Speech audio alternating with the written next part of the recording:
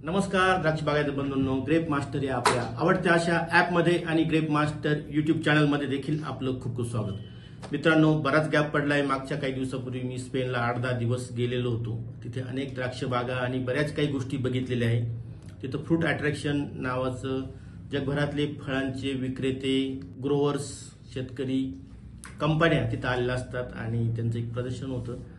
त्याविषयी मी नक्कीच एक चांगला व्हिडिओ काढून, 1 तासाचा व्हिडिओ काढून तुम्हाला त्याची सैर घडून आणीलच। परंतु सध्या आपण बघितलं असेल तर बागामध्ये छाटणीची धामधूम फार मोठ्या प्रमाणात चालू झाली। त्याचबरोबर पुढे दिवाळी आहे, लेबरचं कसं नियोजन करायचं, लेबर तर निघून पुढच्या 2 दिवसात माघारी फिरण्याची शक्यता आहे आणि अशा गडबडीमध्ये, अशा विवंचनेमध्ये शेतकरी आहेच। परंतु एक गोष्ट मात्र आपल्या कामाची आहे, ती मी पहिल्या दिवशी पण म्हटलो होतो की बागा लीक होत नाही आणि त्यामुळं फार चिंता करण्याची, फार टेन्शन घेण्याची बागायतदारांना गरज नाहीये। कारण बागा लीक झाल्या तर पूर्ण आधीच कमी स्टोरेज आणि बागा लीक झाल्या तर आहे ते स्टोरेज पण निघून जाण्याची शक्यता फुटी वाटत आहे। परंतु तशी परिस्थिती अजूनही नाहीये। अगदी 15 सप्टेंबर पासून मी सांगत होतो की बागा लीकच होत नाहीये। हे फार मोठं महत्वाचं ऑब्झर्वेशन, निरीक्षण तुम्ही सुद्धा तुमच्या बागेमध्ये करा की बागाच लीक होत नाही। याला काय कारण आहे ते आपण बघितलंय की एक तर पांढरी मुळीच नाही तर पांढरी मुळी दूरच राहिली। एक तर त्या मुळ्या आहेत त्या रॉटन झालेल्या आहेत, काळ्या पडल्या आहेत, ऍक्टिव्ह नाहीये। त्याचबरोबर पांढरी मुळी कुठे दिसत नाहीये, वॉटरलॉक कंडिशन आहे, सॉइल कॉम्पॅक्शन आहे, प्रॉपर हवा नाहीये। त्याचबरोबर पाऊस पडतो म्हणून आम्ही पाणी पण देत नाहीये, खताचं तर नावच नाहीये की सर खत दिलं तर पाऊस येईल आणि मग ते परत वाहून जाईल। तर अशा ह्या गडबडीत आम्ही 6 महिन्यापासून 4 महिन्यापासून खतं पण देत नाही, पाणी पण देत नाहीये आणि त्याचबरोबर पानं शिल्लक राहिलेली नाही। बऱ्याच ठिकाणी डावणी करप्यानं पानं खराब झाली, त्यामुळे स्टोरेज नाही। परत सूर्यप्रकाश नव्हता, त्याच्यामध्ये सूर्यप्रकाश नसल्यामुळे प्रकाश संश्लेषण क्रिया नाही आणि या सगळ्या याच्या एक प्रचंड असा दबाव, जैविक अजैविक ताणतणाव आपल्या बागेवरती आहे आणि आपल्या सर्वांवरती आहे।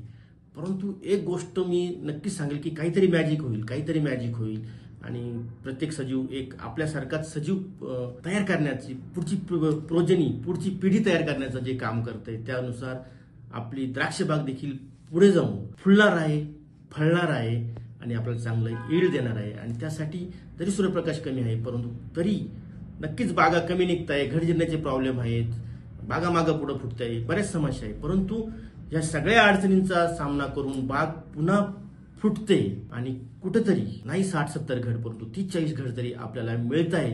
हे फार मोठं आभार या निसर्गाचं, ह्यात आपल्या द्राक्ष बागेचं आणि या ईश्वराचं आपण मानलंच पाहिजे।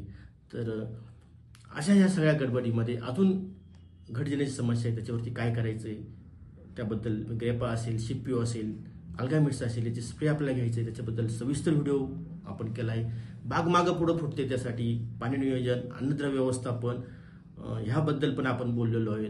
आज मात्र एक अतिशय महत्वाचा विषय मी बोलणार आहे, तो म्हणजे 2-3 गोष्टी महत्वाच्या आहेत। एक तर सडनली टेम्परेचर वाढलेलं आहे, तापमानात वाढ झाली आहे। ऑक्टोबर हीट, जी खऱ्या अर्थानं आपण ऑक्टोबर हीटचा तडाखा म्हणतो, तो आता आपल्या बागेला बसायला लागलेला आहे आणि त्या ऑक्टोबरच्या हीटमुळे आपल्या द्राक्षामध्ये पाण्याची गरज वाढलेली आहे। आपण पाणी देत नाहीये कारण खाली अजून चिखलच आहे आणि पाऊस पण अधूनमधून काल परवा पण होतोय, तर पाण्याची गरज वाढली, ऑक्टोबर हीटचा तडाखा बसतोय आणि त्याच्यामध्ये पण पाणी वाढवणं गरजेचं आहे। ज्यांच्या बागा फेलफूट झाल्या असतील त्यांनी सटकरून पाणी द्या, भोत फुटेपर्यंत पाणी द्या। कोणी फाईल बसवलंय, फसल बसवलंय, अजून काय बसवलंय, मग आम्ही 10 दिवसांनी पाणी देतो, 50 दिवसांनी पाणी देतो। अरे झाडाची गरज वरच्या थरामध्ये वॉटरलॉक कंडिशन झालंय, सॉइल कॉम्पॅक्शन झालंय, खाली जमीन खायला नाही, प्यायला नाही, ताणलेली आहे, तर एक सटकरून पाणी द्या। काय शास्त्र म्हणतं काय नाही, ते काय टँक आहे काय, त्या गोष्टी अतिशय महत्वाच्या आहेत। शास्त्र सुद्धा आहेच, त्या चुकीच्या आहे असं मी अजिबात म्हणणार नाही। परंतु एक सटकरून पाणी देणं, खारवा वगळून टाकणं आणि त्या मुलीला जागं करणं हा एक अतिशय महत्वाचा मुद्दा आहे आणि हे सटकरून पाणी देणं, भोत फुटेपर्यंत पाणी देणं हा अतिशय महत्वाचा मुद्दा आहे। तर ह्या ऑक्टोबर हीटमध्ये फक्त पाणी देऊन घेणं अतिशय महत्वाचं आहे। त्याचबरोबर ह्या ऑक्टोबर हीटमध्येच परत सकाळी दवधुका आहे आणि दवधुक्यामुळे आणि वाढलेली हीट याच्यामुळे 2 प्रॉब्लेम वाढते। एक तर मोठ्या प्रमाणामध्ये डावणी आणि करप्याचा देखील अटॅक आपल्या बागेमध्ये वाढू शकतो आणि दुसरं म्हणजे किडींचा प्रजनन ह्या हीटमध्ये मोठ्या प्रमाणामध्ये होत असतं. आपण बघतो की भाद्रपदाला म्हणजे ऑक्टोबर हीट आली आणि मग सगळीकडे त्याच पद्धतीने प्रत्येक किडीला हीटमध्ये जास्त हीटमध्ये त्यांचं प्रजननाचा वेग वाढतो आणि त्या ठिकाणी कमी कालावधीत जास्त पिढ्या तिथं तयार होतात आणि त्यामुळे थ्रिप्स, उडद्या, मिलीबग याचा अटॅक पुढच्या 1 महिन्याभर जास्त राहण्याची शक्यता आहे. आपण सर्वच जण घट जिरताय सर, घट जिरताय याच्याकडे बघतोय, परंतु रोग आणि किडीकडे देखील आपलं लक्ष वळवावं हाच आजच्या ह्या व्हिडिओचा उद्देश आहे. आपण रोग आणि किडीविषयी बोलणार आहोत. सगळ्यात महत्त्वाचं मी किडीविषयी बोलतो. किडीसाठी आपण छाटणी केल्यानंतर आपल्याला बूड ओलांडे धुणं अतिशय महत्त्वाचं होतं.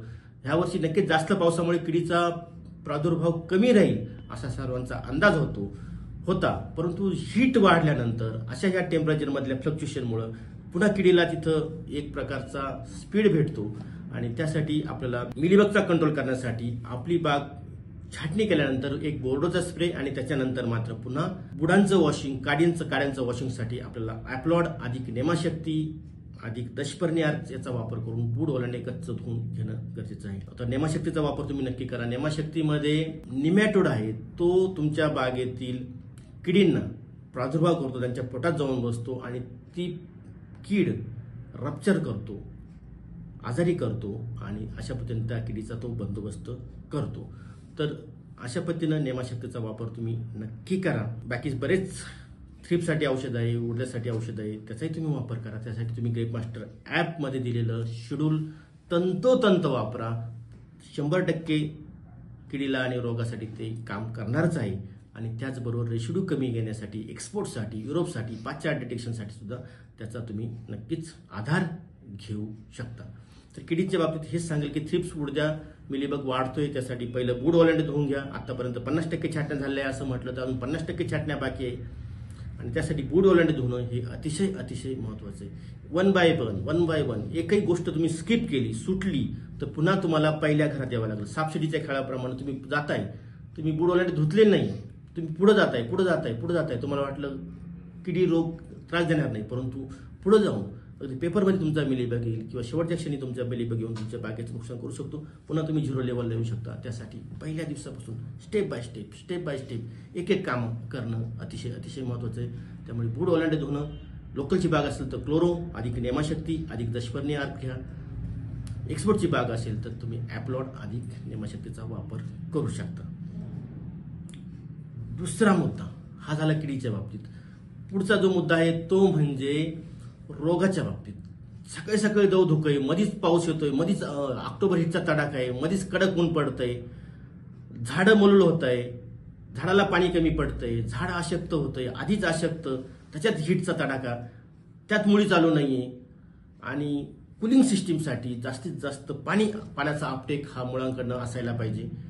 तरच तुमचं झाड कूल राहील, थंड राहील, मेंटेन करेल, त्याचं चयापचय क्रिया चांगली होईल. त्यामुळे चांगली मुळांची वाढ होणं देखील तितकंच महत्त्वाचं आहे. चांगल्या मुळांच्या वाढीसाठी फर्टिस 2 किलो, मिंगल 2 किलो आणि अल्ट्रास्पीड 2 लिटर हा ड्रीपमधून तुम्ही नक्की घ्या. पहिलं मुळावरती काम करा. पहिलं गुड रूट्स असतील तर गुड शूट्स आणि गुड शूट असतील तर तुम्हाला गुड फ्रुट्स हे मिळणार आहे. त्यामुळे आधी मुळावरती काम करा. बाग मागं पुढं फुटते कारण